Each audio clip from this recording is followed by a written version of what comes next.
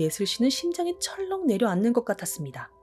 한 엄마가 아무렇지 않게 설명했어요. 저 건물 8층부터 10층까지가 전부 모텔이야. 그 순간 예슬 씨의 눈에 익숙한 번호판이 들어왔습니다. 바로 남편의 차였어요. 분명 주말 근무라며 회사에 간다고 했던 남편의 차가 모텔 건물 지하 주차장에 세워져 있었습니다. 예슬 씨는 손이 떨렸어요. 안녕하세요. 이혼사건 다이어리입니다. 결혼해서 낯선 곳으로 내려가 새로운 생활을 시작하는 건 생각보다 큰 용기가 필요한 일입니다. 알고 지내던 이웃도 마음 터놓을 친구도 없이 믿고 기댈 사람이라고는 남편 한 명뿐인 환경에서의 결혼 생활은 기대만큼이나 외로움도 함께 찾아오곤 하죠. 그래서 서로를 더욱 의지하고 보듬어줘야 하는데 그 다정함과 배려가 조금씩 사라지기 시작하면 이야기는 전혀 다른 방향으로 흘러가게 됩니다. 같은 공간에서 함께 지내고 있어도 혼자 있는 것처럼 느껴지는 결혼 생활. 대화를 나누고 싶어도 상대가 들어주지 않을 때의 답답함. 힘들다고 말할 수도 없어서 스스로를 탓하면서 버티게 되는 시간들. 밖에서 보기에는 평범한 가정처럼 보이지만 막상 그 안에 있는 사람만이 아는 고립과 침묵의 삶이 있습니다. 웃고 살아야 한다고 다들 말하지만 정작 그 미소를 지키기 위해 누구보다 자신을 억누르고 애써야 하는 사람이 있죠. 오늘은 바로 그런 상황 속에서 홀로 버티면서 중심을 잃지 않으려 했던 한 아내의 이야기입니다. 낯선 타지에서 아이들을 돌보면서 외로움과 싸워야 했던 시간들, 기대고 싶었던 남편의 뒷모습이 점점 멀어지던 순간들, 그리고 결국 믿었던 사람에게서 받은 배신 앞에서 스스로를 지키기 위해 선택해야 했던 용기에 대한 이야기입니다. 오늘 이혼 사건 다이어리의 주인공은 이예슬 씨입니다.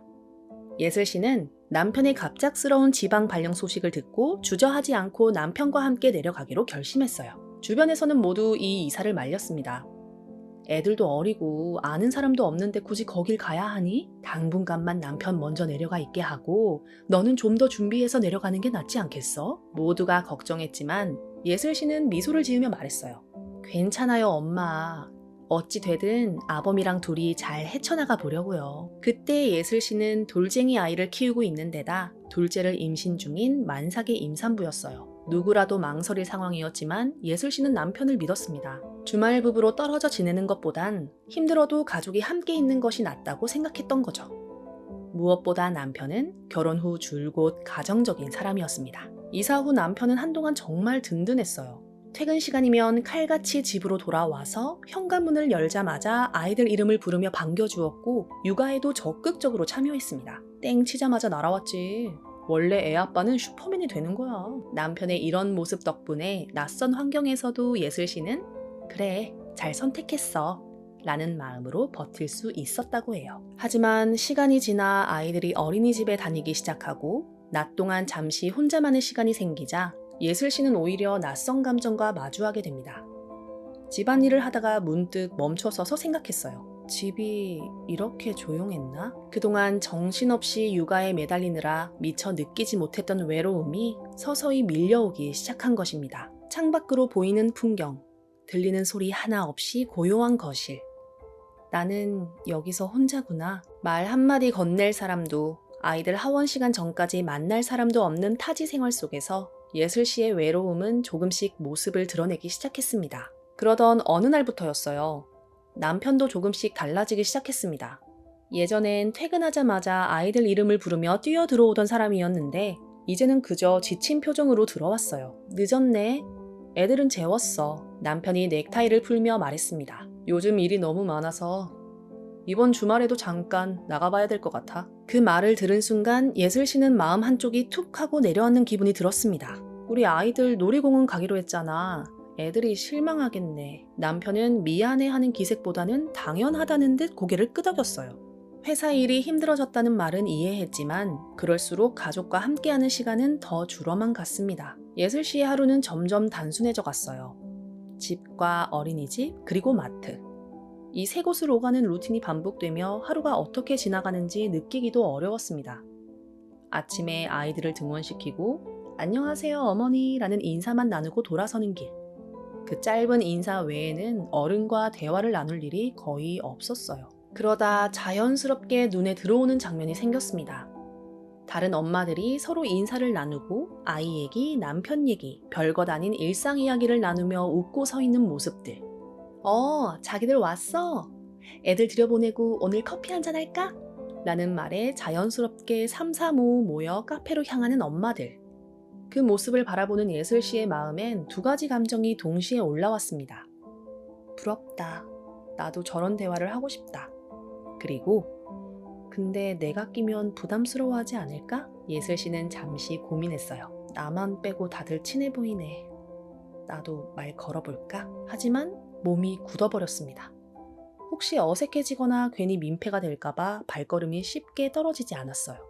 결국 예슬 씨는 스스로를 단념시켰습니다. 아니야. 엄마들 모임 같은 데 끼면 괜히 구설수만 생기고 안 좋대. 그냥 하던 대로 하자. 그리고 돌아서려는 순간 뒤에서 누군가 예슬 씨를 불렀습니다. 저기요? 혹시 깜짝 놀라 돌아본 예슬 씨는 얼어붙은 표정으로 서 있었습니다. 뒤에서 들려온 목소리에 돌아보니 같은 어린이집 엄마 세 분이 서 있었어요. 혹시 영수 어머니세요? 순간 당황한 예슬 씨는 조심스레 네? 아, 네. 하고 대답했어요. 그러자 엄마들은 환하게 웃으면서 역시 영수랑 너무 닮으셔서 딱 알아봤어요. 저희 서아도 병아리반이에요. 영수 얘기 많이 들었어요. 라며 먼저 말을 걸어왔죠. 낯설기만 했던 어린이집 앞 풍경이 그날만은 이상하게도 따뜻하게 느껴졌어요. 몇 년 동안 말동무 하나 없이 버티던 예슬 씨에게 누군가 먼저 건넨 그 한마디는 꽉 막혀있던 마음에 작게 숨이 들어오는 느낌이었습니다. 엄마들은 예슬 씨를 자연스럽게 대화의 중심에 세워주었고 잠시 후 근처 카페에서 함께 마주 앉게 되었어요. 그럼 여기엔 아예 연고가 없는 거예요? 라는 질문에 예슬 씨는 머쓱하게 고개를 끄덕이며 네, 남편 발령 때문에 내려와서요 라고 대답했습니다. 그러자 엄마들은 놀란 표정으로 예슬 씨를 바라보며 진짜 힘들었겠다 라고 말해줬어요. 그 짧은 위로 한 문장에 예슬 씨는 그동안 참아온 감정이 살짝 무너지는 것을 느꼈습니다. 누구보다 가까워야 할 남편에게도 편하게 털어놓지 못했던 외로움이 이름도 제대로 몰랐던 타인들의 따뜻한 눈빛 앞에서 조금씩 풀어졌습니다.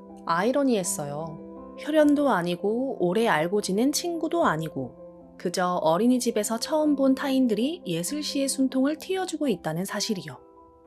하지만 그 따뜻함이 오래 지속될 수만은 없었습니다. 집으로 돌아온 예슬 씨에게 남편은 냉담하게 말했어요. 할 일 없는 아줌마들이 몰려다니면서 뭘 하겠어? 뻔하지. 남편의 말에 예슬 씨는 참았던 감정이 울컥 치솟았어요. 그런 말이라도 해야 사람이 살지. 내가 누구랑 말을 해? 벽 보고 떠들까? 외로움에 겨우 틈이 났는데 남편은 그 숨통마저 끊으려는 듯 보였어요. 남편은 이해하지 못했습니다. 아니, 이해하려 하지 않았어요. 아니, 왜 성질을 내? 내가 나가고 싶어서 나가? 이게 다 가족을 위해서 그러는 거지? 라며 오히려 예슬 씨를 몰아세웠어요. 그러나 예슬 씨는 이미 느끼고 있었습니다. 남편을 믿고 이곳까지 내려왔지만 정작 이 타지에서 자신을 붙잡아 준 건 남편이 아니라 전혀 알지 못했던 엄마들이었다는 사실을. 그리고 남편의 늦은 귀가와 차가워진 태도 뒤로 설명할 수 없는 어떤 낯선 기류가 서서히 드리워지고 있다는 것도요. 말다툼을 했던 바로 다음 토요일, 남편은 또 주말 근무라며 집을 나섰고 예슬 씨는 아이들을 데리고 놀이터로 나갔습니다.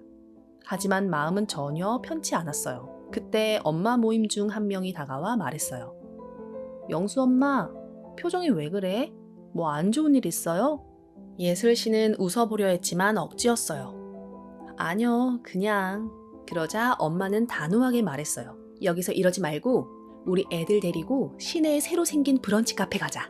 내가 살게. 그 말에 예슬 씨는 이상하게도 잠깐 숨이 트였어요. 남편과의 싸움으로 꽉 막혀있던 마음을 엄마들이 잠시라도 바깥 공기로 끌어내준 느낌이었습니다. 카페로 이동하려던 길, 한 엄마가 말했어요. 핸드폰 줘봐. 내가 내비 찍어줄게요. 위치가 좀 야식꾸리한데 가게는 괜찮더라고. 애들 놀 공간도 따로 있고. 예슬 씨는 그 말이 걸렸습니다. 위치가 야식꾸리하다는 게 무슨 말이에요? 엄마가 살짝 머뭇거리며 말했어요. 아, 그게 직접 보면 알 거예요. 차를 몰고 안내된 주소에 도착한 순간 예슬 씨는 심장이 철렁 내려앉는 것 같았습니다. 한 엄마가 아무렇지 않게 설명했어요. 저 건물 8층부터 10층까지가 전부 모텔이야. 그 순간 예슬 씨의 눈에 익숙한 번호판이 들어왔습니다. 바로 남편의 차였어요. 분명 주말 근무라며 회사에 간다고 했던 남편의 차가 모텔 건물 지하 주차장에 세워져 있었습니다. 예슬 씨는 손이 떨렸어요. 머릿속이 새하얘졌습니다. 그저 남편을 믿고 가족을 지키겠다는 마음 하나로 버텨왔는데 그 믿음이 무너지는 소리를 직접 들은 듯 했어요. 아이들 앞에서 흔들릴 수 없어 예슬 씨는 떨리는 목소리로 다정이 엄마에게 전화했습니다. 저기, 다정이 엄마, 나 여기 주차했는데 잠깐 이리 좀 와줄래요? 목소리를 듣자마자 엄마는 상황을 눈치챘어요. 응?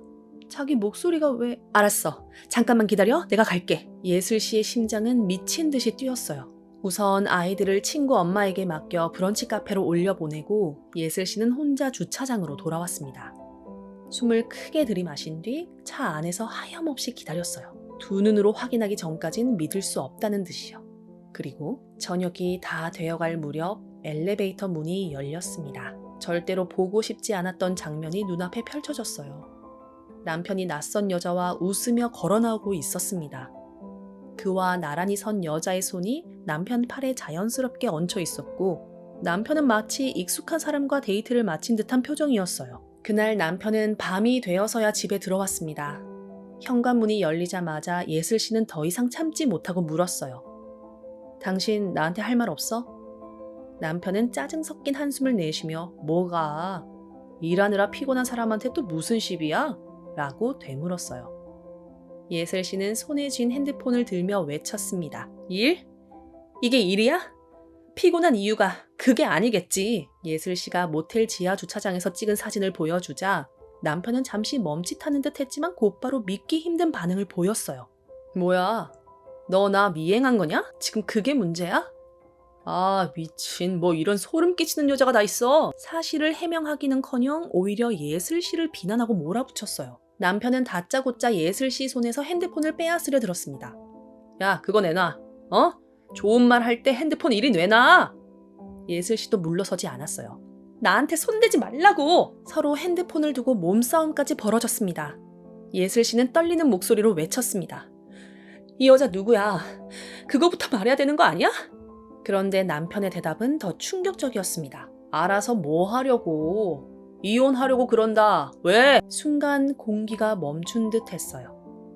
예슬 씨는 남편의 말을 되묻듯 중얼거렸습니다. 이혼? 그러자 남편은 고함치듯 외쳤습니다. 그래. 야, 좋아. 야, 이혼하자. 어? 여긴 내 집이니까 당장 나가. 바람을 피운 사람이, 잘못한 사람이 오히려 큰 소리 치며 이혼을 언급하고 집에서 나가라고까지 말하는 상황. 이해할 수 없는 적반하장 앞에서 예슬 씨는 손끝까지 차오르는 분노와 동시에 믿고 내려온 타지에서 갈 곳이 없다는 현실적인 두려움이 한꺼번에 밀려왔습니다. 협박이겠지 생각했지만 아니었어요. 남편은 예슬 씨를 현관 쪽으로 거칠게 밀쳐냈습니다. 이혼한다고. 그럼 나가야지. 네가 뭔데 내 집에 살아? 예슬 씨는 충격의 말이 나오지 않았어요. 아니, 어떻게 애들을 두고 지금 당장 나가?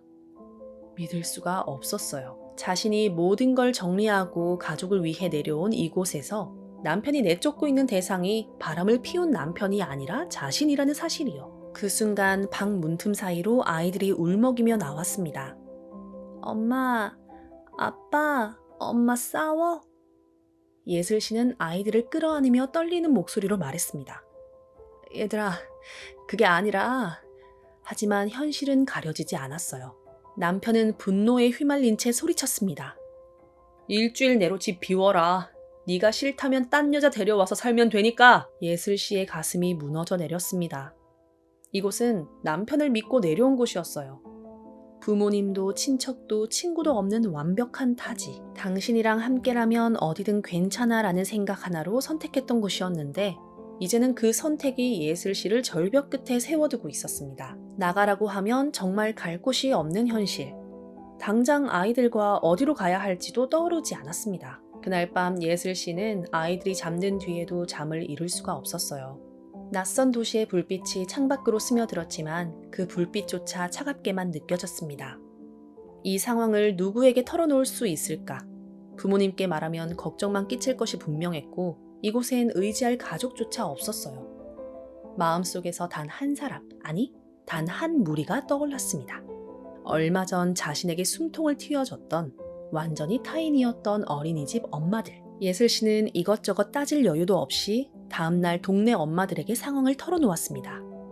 평소에 예슬 씨라면 상상도 못할 일이었지만 지금은 정말 기대고 싶었어요. 나 진짜 어떡하면 좋아. 말문이 막혀 눈물이 쏟아지자 엄마들은 자기 일처럼 놀라고 안타까워하며 예슬 씨의 손을 꼭 잡아줬어요. 그때 이야기를 듣던 다정엄마가 예슬 씨가 내민 사진을 보다가 잠시 멈칫하며 말했습니다. 근데 영수 엄마, 나 이 여자 본 적 있는 것 같아. 단정 짓는 말도 아니었고 기억이 확실해 보이진 않았지만 그 말이 예슬 씨의 등골을 서늘하게 만들었어요. 그 순간 예슬 씨는 더 이상 혼자 판단하고 버틸 상황이 아니라는 걸 느꼈습니다. 엄마들은 예슬 씨에게 법률 상담을 받아보라고 권했어요.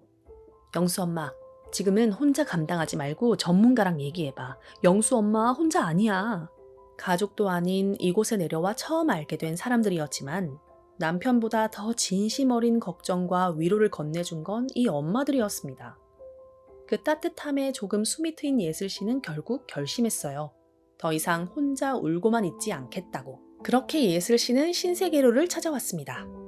남편을 믿고 모든 것을 내려놓고 내려온 이 타지에서 이제는 아이들과 함께 쫓겨나야 할지도 모른다는 두려움이 가장 컸어요. 상담실에 마주 앉은 예슬 씨는 떨리는 손으로 준비해온 사진과 상황을 설명했습니다. 변호사는 조용히 듣고 난 뒤 차분하게 입을 열었어요. 집에서 나가실 필요는 없습니다.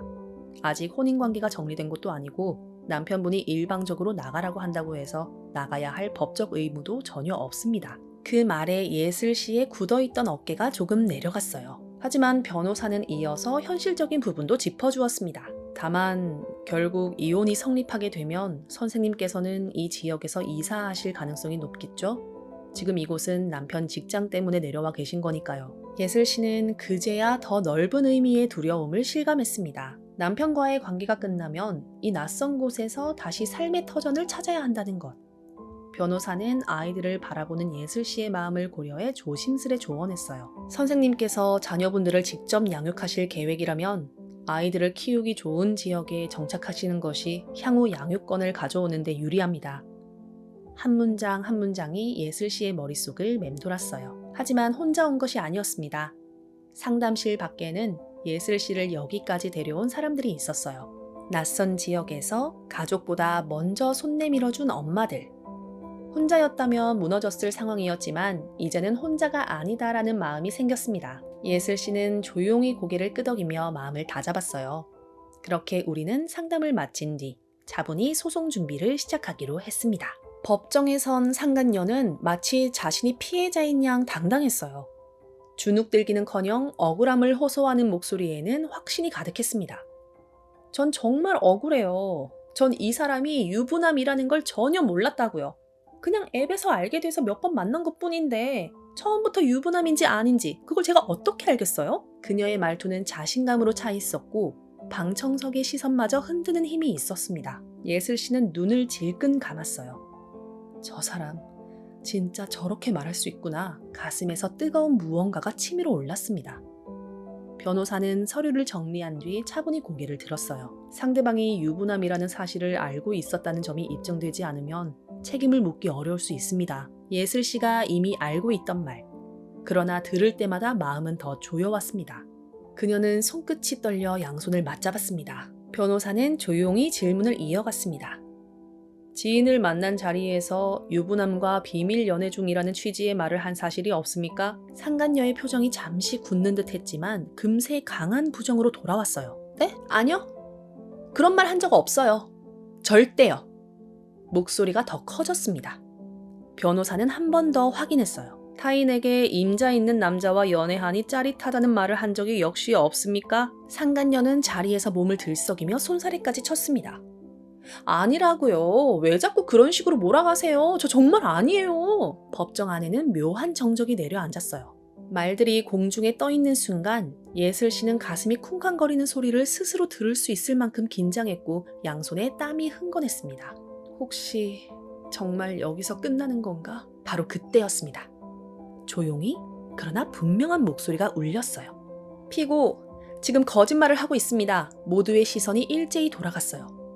그곳에는 천천히 자리에서 일어선 다정엄마가 서 있었습니다. 예슬 씨의 눈이 커졌습니다. 숨이 턱 막히는 순간이었어요. 다정엄마는 흔들림 없는 눈빛으로 법정을 바라봤습니다. 제가 직접 들었습니다. 순간 공기가 서늘하게 가라앉았습니다. 상간녀는 당황한 듯 눈을 크게 뜨고 외쳤어요. 뭐예요? 당신이 뭔데 그래요? 다정엄마는 한치의 흔들림도 없는 목소리로 말했어요. 아이들 등원 후 엄마들끼리 이야기 나누던 자리였죠. 본인이 말했습니다.